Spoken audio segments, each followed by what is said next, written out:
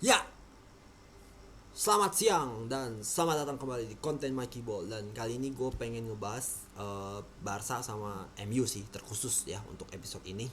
Sebelum besok gue akan kasih kalian preview untuk beberapa pertandingan gede, beberapa pertandingan besar lah yang bakal terjadi di minggu ini. Belum tahu kapan akan gue upload, tapi yang jelas pertandingan besarnya itu kan yang nanti akan gue bahas itu ke, lebih di apa ya, lebih bisa gue atur karena jadwal mereka hari Minggu sama hari Senin subuh. Jadi ya besok kalian akan dapat preview lah untuk pertandingan minggu inilah gitu. Uh, Terlepas dari Premier League ya dan lain-lainnya. Dan sekarang gue pengen ngebahas spesifik untuk Barca sama MU di UEL kemarin dan pasca mereka di UEL. Tapi sebelumnya gue mau langsung aja nih, gue mau pengen bahas Barca dulu deh. Jujur, gue dari segi lihat Barca sama MU kemarin di Old Trafford, gue harus akuin memang MU sedikit lebih unggul. Dari segi apa? Persiapan satu, dan kesiapan pemain itu yang kedua.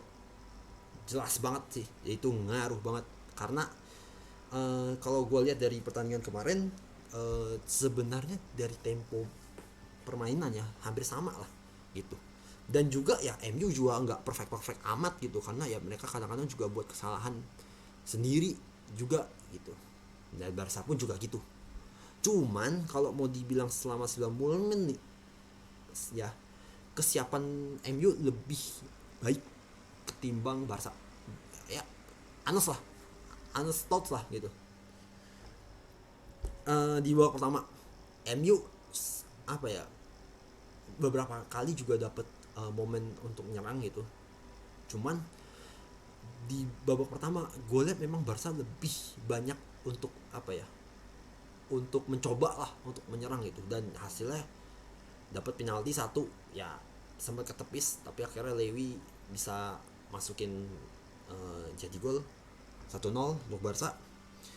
uh, Cuman yang gue heran adalah masang Sergio Roberto di sayap kiri. Gimana ya kalau nggak udah lelet, ini Xavi ini aneh juga sih otaknya. Nggak at least Ansu Fati lah lu masukin di awal gitu. Dan ya Ansu Fati nggak tahu lah, ya nggak tahu lah, gue juga bingung pas dia dimasukin tengah-tengah permainan. Tapi itu nanti deh gue bahas dulu yang babak pertamanya deh. Dan ya MU juga sebenarnya mereka juga dapat momen untuk nyerang, cuman ya mereka nggak bisa convert jadi gol ya. Walaupun memang beberapa kali juga berbahaya sih di babak pertama, jujur aja. Dan segi permainan gue bisa bilang overall sebenarnya sama-sama aja gitu, dalam artian mereka saling nyerang, saling nunjukin permainan mereka gitu loh, permainan terbaiknya mereka lah in this case. Cuman yang jadi pembeda itu di babak kedua. Jujur, yang tadi gue bilang persiapan MU lebih baik, lebih matang ketimbang Barca. Ya terbukti sih mereka lebih apa ya, ngincer untuk nyerang secara cepat. Dan akhirnya Barca keteteran. Dua gol dari MU ya murni karena permainannya mereka sih. Plus juga kalau yang khusus di gol kedua, itu pemain belakang Barca udah kedrek semua ke kiri. Udah Anthony dapat space bebas langsung bisa shoot dari sisi kanan. Udah itu udah case close lah, gue bilang udah finishnya lah. Gue nonton kemarin udah golnya Anthony aja itu gue udah tahu, wah ini udah pasti kebobolan, dan bener kebobolan karena ya pemain belakangnya udah ke drag semua ke kiri gitu loh. Dan akhirnya ninggalin ruangan kosong untuk Anthony. Ya lu tahu sendiri Anthony dengan tipe mainnya dia infiltrator, dari kanan tusuk masuk gitu. 2-1 dan ya lebih emang layak sih, jujur aja. Dan juga gue bingung loh, ini namanya Ansu Fati itu udah bener-bener perwujudan kayu mati, ampun. Nggak, maksudnya gue, ini orang main bola kayak baru keluar dari penjara tuh. Aduh,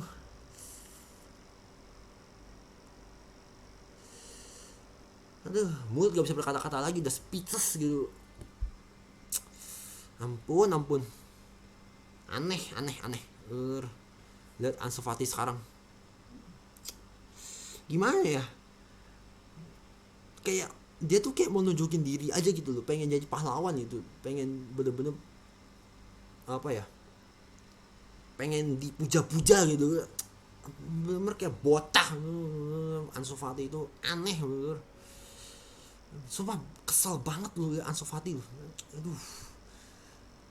Dan Ferran Torres juga gitu.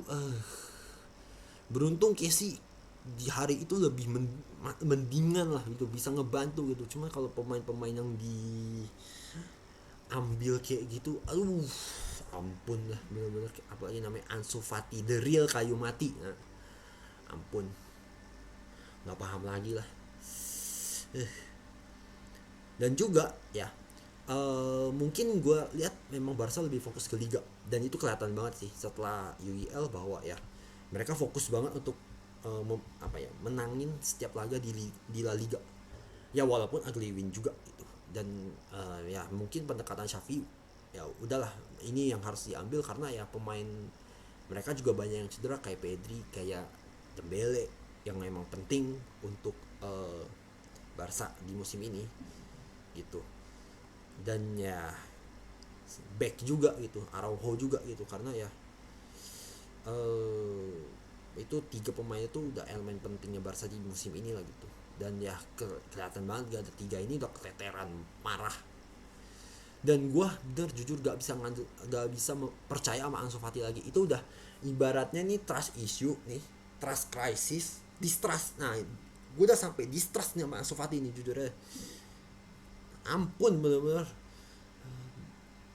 Aduh, gue gak paham lagi nih bocah bener-bener main seenaknya sendiri gitu.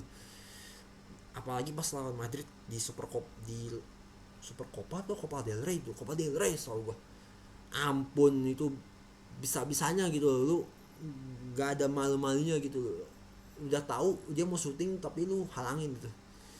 Ya itu satu momen yang sebenarnya nggak gitu nggak gitu berarti sih, cuman aneh aja gitu, kayak lu pengen ngincer gue sebanyak-banyaknya kayak bocah tuh.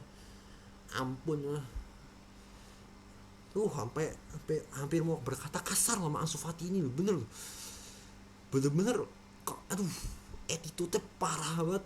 Dan behaviornya juga nol, behaviornya nol gitu, nol gitu. Ampun, gila. Udah tahun kemarin, musim kemarin Bruno Fernandes, nah ini nanti gue bahas lagi nih. Sekarang Ansu Fati, ada aja satu pemain tuh bikin emosi, ampun.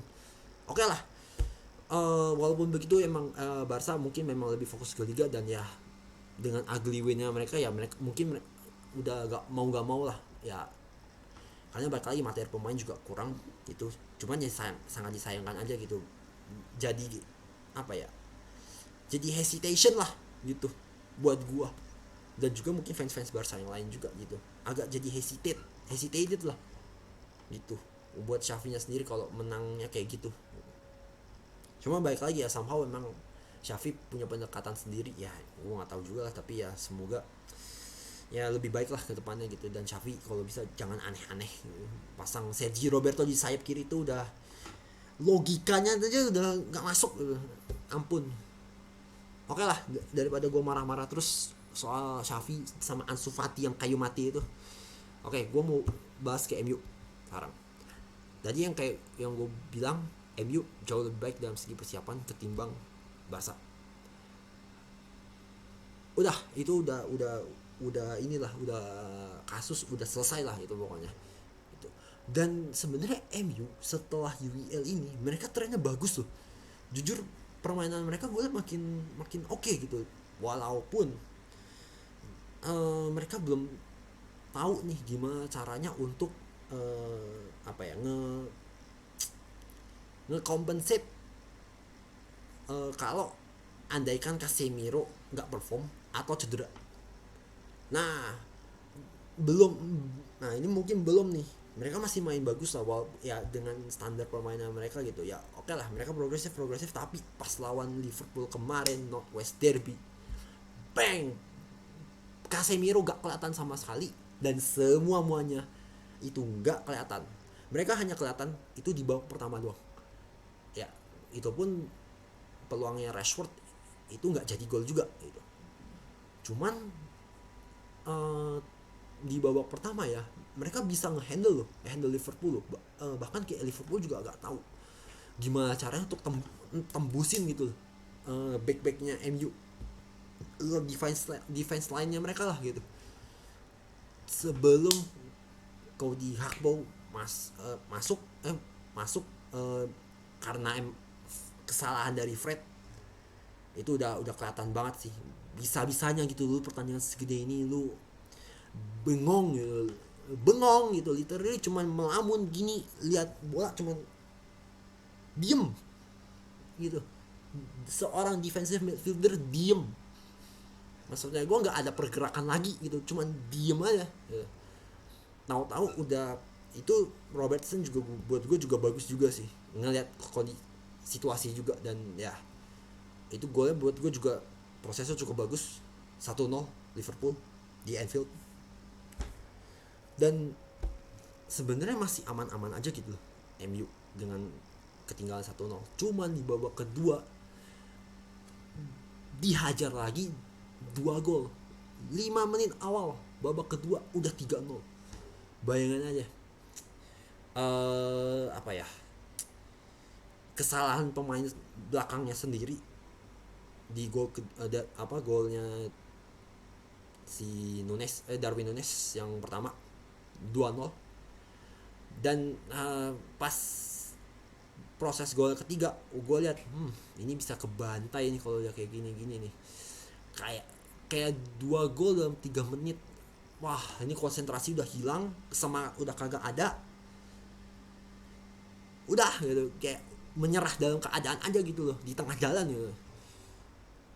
Dan by the way gol ketiganya Liverpool itu prosesnya bagus, gue harus bilang itu bagus, bener-bener totally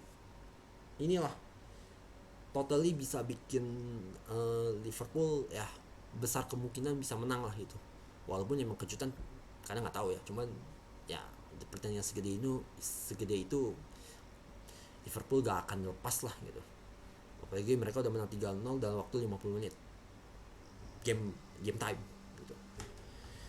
3-0 akhirnya ya, dan itu kelihatan banget tiba-tiba ini baru pertama kali ya gue lihat ya MU tuh bener-bener parah banget mainnya, bahkan semua pemain muanya underperform semua, bahkan ada yang nggak perform samsek gitu, kayak Casemiro underperform, Fred ya gitu deh gitu, diganti salah satu kalau salah sama McTominay juga aduh bodohnya tuh ketulang gitu, aneh McTominay ini juga baru masuk udah bikin pelanggaran, aduh maksudnya gue aduh ampun deh, ini Scott McTominay juga nih pemain kayak pemain antar RT antar RW loh, ini bener-bener cara mainnya itu Rashford, kayak contoh Rashford juga nggak kelihatan, Weghorst ya ibaratnya emang role-nya emang dia lebih ke ini support sistemnya Rashford sama si inilah Sancho kalau salah ya, gue lupa deh yang di kanan itu siapa gitu, tengahnya confirm apalagi backnya gitu, Lisandro Martinez gue baru pertama kali lihat ya Lisandro Martinez diacak-acak sama Mo Salah gitu pemain depannya Liverpool, bener baru kali ini sejelek itu Lisandro. Varane juga ya gitu deh gitu, nggak kelihatan juga gitu, udah emang pada akhirnya ini MU bener-bener aneh loh, kayak apa ya, mereka udah perform udah konsisten, mereka udah progresif naik ke atas, tahu tiba-tiba bang, petir yang bolong. Bayangkan, ini gue fans netral aja udah sampai nggak menyangka aja gitu. Aduh. Dan juga ya Bruno Fernandes akhirnya berulah lagi gitu. Ampun ya, bener-bener ini Bruno Fernandes juga di pertandingan North West Derby kemarin ya. Ampun itu bener kayak anak-anak, sama aja kayak Ansu Fati, aneh. Jadi emang highlightnya dua pemain inilah yang bikin emosi bener-bener. Gua nggak dukung MU tapi tetap emosi gitu lihat kelakuan tuh satu tuh. Ada aja Bruno Fernandes ini yang bikin gue emosi gitu. Ampun ya, tapi ya mungkin ya ini mungkin jadi satu pukulan, satu uh, backstepnya si ETH lah, kalau ya MU bisa main bagus, cuman belum ketemu aja satu momen dimana kelemahannya lu diekspos. Dan kemarin itu udah kelihatan banget, Casemiro nggak perform, udah nggak ada yang bisa ngimbangin, dan udah selesai 7-0 gitu. uh, Bahkan kayak gue liat 3 gol terakhir tuh, ampun deh, bener-bener itu bener-bener perwujudan dari apa ya, kalau gue bilang bukan rasa kesel sih, tapi lebih ke rasa capek dengan pertandingan ini, pengen cepet-cepet kelar ya, keburu dihajar lagi. Jadi ya De Gea pun juga emang nggak perform juga sih memang sih, apalagi di 3 gol terakhir kemarin itu, waduh, males, kayak udah males aja ya, emang kelihatan banget sih kemarin itu. Cuman ya lu pertanyaan segitu gede ya, lu jangan allowing yourself to be conceded that much gitu. Jadi ya buat gue ini satu tim bener-bener performanya amburadul. Performa nol, attitude juga nol, aneh. Udah, jadi itu aja sih mungkin video gue kali ini. Penuh emosi gue bener-bener. Ansu Fati, Bruno Fernandes sama-sama lah itu, apalagi Ansu Fati bener-bener kayak kayu mati bener-bener. Udah, itu aja mungkin video dari gue. Terima kasih udah nonton review gue terhadap MU sama Barca sore ini. Dan ya, sampai ketemu lagi di konten Maki Boy berikutnya. Ciao. Ansu Fati kayu mati, kesel gue.